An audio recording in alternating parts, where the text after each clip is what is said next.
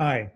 So a little while ago, I did a video on active imagination and the whole idea of whether you're making it up or not and what that all means.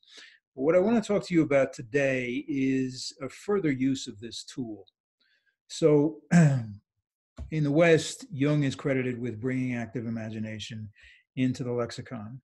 And more recently, say in the last 20, 25 years, we've had a number of other different approaches. So the best one known is the internal family systems model.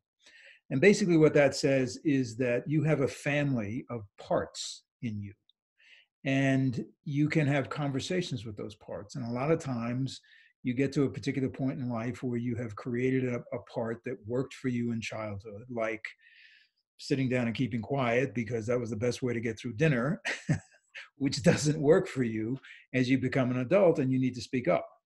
So you have conversations with these parts, okay? And you begin to understand who they are, what they are, and you honor them for the fact that they kept you out of trouble. And that's really the first step. What I want to talk to you about today is kind of the second step, which has two components to it. One is that once you have this conversation, you then can literally, quote, coach a part of yourself. Now, when IFS was created, it was really initially thought of as what they call self-therapy. In other words, Richard Schwartz had an idea that, look, we're spending all this money on therapy and nothing's really good is happening. And you know what? You can do this yourself. It's a little difficult. You can, however, do active imagination yourself. So what I'm going to do today is I'm going to read you a dream, tell you a little bit about the work that I did with this dream, and then I'll read you an active imagination session, which will make all this sort of theoretical stuff live, which is the best way to do it, and then we'll debrief a bit, okay? So this is the dream that this guy had. So he says, I'm new to Congress. As a freshman, I have a very big learning curve. I'm on a subcommittee that's dealing with our relationship with Vietnam. There's a man who is the chairman of the subcommittee who insists on a very harsh posture. I don't know why. The war's been over for decades. I get access to a great deal of classified material and I have to go down to a secure room in the basement of the Capitol to read it. It takes me a while, but what I discover is that the chairman is particularly angry about a Vietnamese woman who was the spokeswoman for the government. She was very beautiful and elegant and erudite, and he hated her. I discover that she's died of yellow fever. I also realize that thousands of Vietnamese people are dying of yellow fever as well because we have put an embargo on the medicine that would wipe it out. I present this information to the subcommittee and I see the difficulty that the chairman has in letting go of an idea that has shaped his life. Okay. Well, there's a number of things in that dream to unpack. This guy's experience around the Vietnam War, the issue of this particular chairman hating this woman who actually was smarter and more sophisticated than he was. But the important thing that came out was that this chairman represented something not only in the client, but in the client's legacy. And that's something that I haven't touched on a lot before, but it's important to understand that, yes, we bring our own parts that we create as we acculturate ourselves from the time we're kids until the time we die. There are also parts that get laid on us by our legacy. So Black people in America, slavery, discrimination; Jews, persecution; Native Americans, genocide. All of those experiences, real experiences, even though they may not have happened to us in our lifetime, we carry with us in our legacy. And they are, in terms of this kind of work, the same kind of work, those parts, those we could call them legacy parts, as the parts that we create ourselves. So it became somewhat clear with this guy that this chairman, this rigidity, was not just within him. It was his background is Scots-Irish, and his legacy in his family is that every male in the family died alone and broke, going back as far as anybody can remember.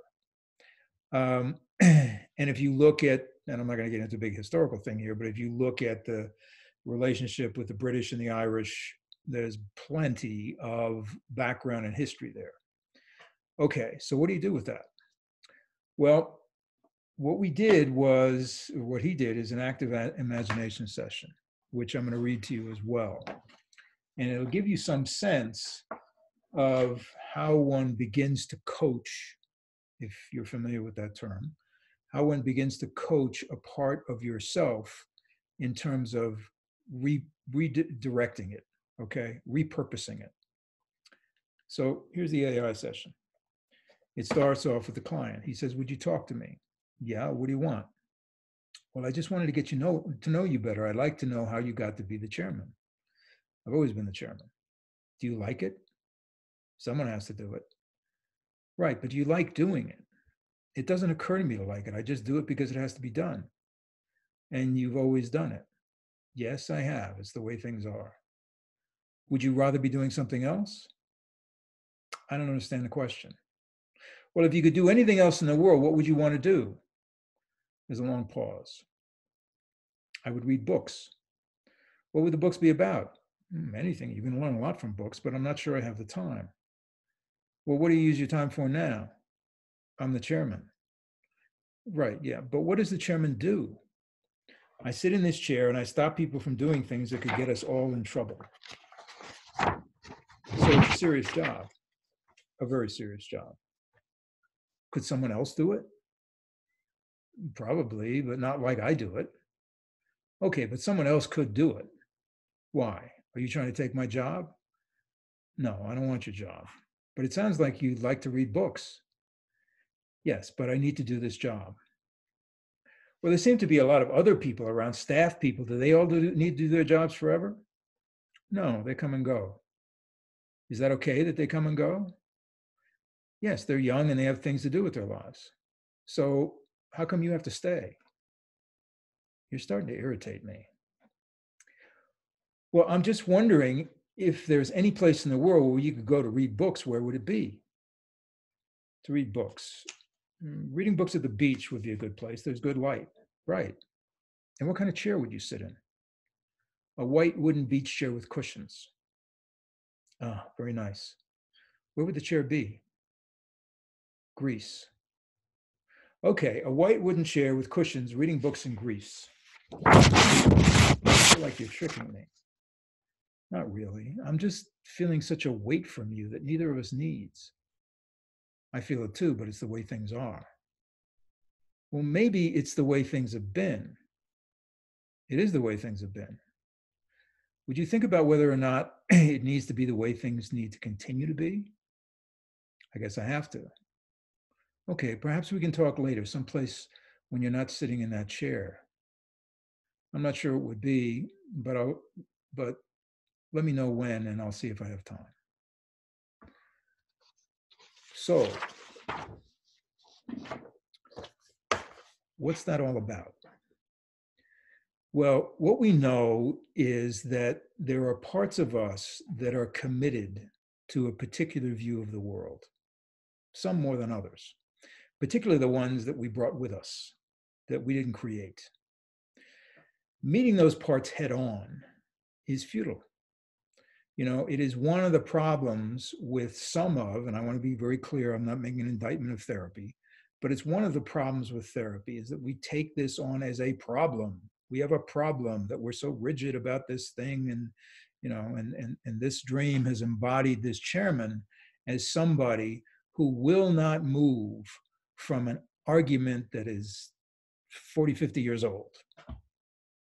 And that's the metaphor. That's the metaphor for the lineage of this guy. So what do? Well, what we do is we try and find some aspect of that part that, as you saw, would like to do something else. And the thing that they would like to do is usually a part of us, part of an experience that we've had. You know, this guy's father was an intellectual and read books, and that's an aspect of him that also resonates with this particular part of him. The idea really is, in the moment, not to defeat this part or not to convince it that it's wrong to be that way, but to repurpose it, to really begin to get it to recede. Now, there is a way, once that happens, that we can actually heal it. Sometimes you don't have to get there. Sometimes all you have to do is let this part of yourself fade a bit into the background, because there are all kinds of parts that you have that you're not aware of. They just operate all the time. And if they don't get in your way, great. And sometimes there are parts that say, we're going to be organized. Well, that's a good one. So there are parts of you that are positive. But the tool of active imagination initially is to get you to understand that there are aspects of you that are alive in you that you can negotiate with and communicate with for the benefit of what you're trying to accomplish in your life. And what I gave you just now is an example of that. And all of this is based on your imagination. You can use this same tool, and as a matter of fact, the internal family systems model does use it, without a dream. The reason I believe it's more powerful in a dream is because you are now taking imagination and having it work with imagination. Okay.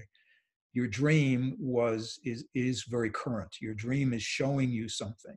And in the dream that I described to you, there is a moment of recognition that, oh my God, there is this guy in me, this chairman, who has built his whole life around this idea.